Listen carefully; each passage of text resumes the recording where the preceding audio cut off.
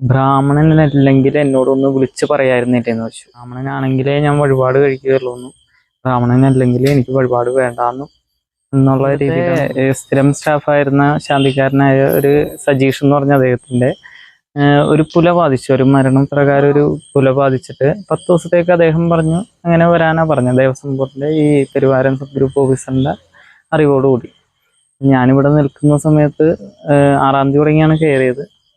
6-ാം തീയതി തുടങ്ങി കയറുന്ന സമയത്ത് 11-ാം തീയതിയാണ് ഇദ്ദേഹം വരുന്നത്.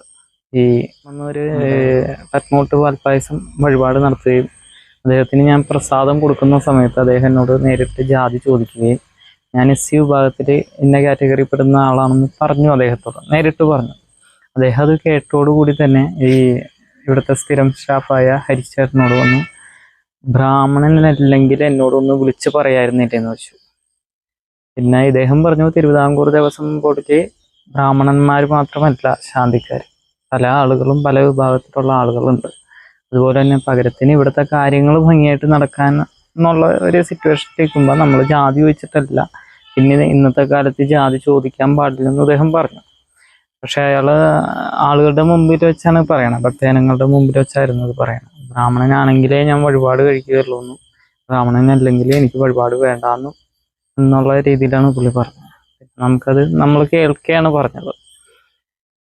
എന്നുവെച്ചാൽ എല്ലാ ഭക്തജനങ്ങളും ചോദിച്ചു, നമ്മളോട് ചോദിച്ചു, നമ്മളാകെ അപ്സെറ്റായി. പിന്നെ ഈ കാലത്തും ഈ കാലഘട്ടത്തിലും ഇങ്ങനെയുള്ള സംഭവങ്ങൾ നടക്കുന്നുണ്ടല്ലോ. കേസ് കൊടുത്തതിൻ്റെ പിന്നിൽ നാളെ ഒരിക്കൽ ഇങ്ങനെ ഒരു ശാന്തിക്കാരന് ഇല്ലെങ്കിൽ ഒരു വ്യക്തിക്ക് ഇങ്ങനെ ഒരു അനുഭവം പാടില്ല. അതുകൊണ്ടാണ് കേസിനുള്ള വഴി കൂടി പോയത്. അല്ല, പൂജ പൂർത്തീകരിച്ചിട്ട് പ്രസാദം കൊടുത്തു, ഇദ്ദേഹത്തിന് പ്രസാദം കൊടുത്തപ്പോഴാണ് ഇദ്ദേഹം ഇങ്ങനെ ചോദിച്ചത്.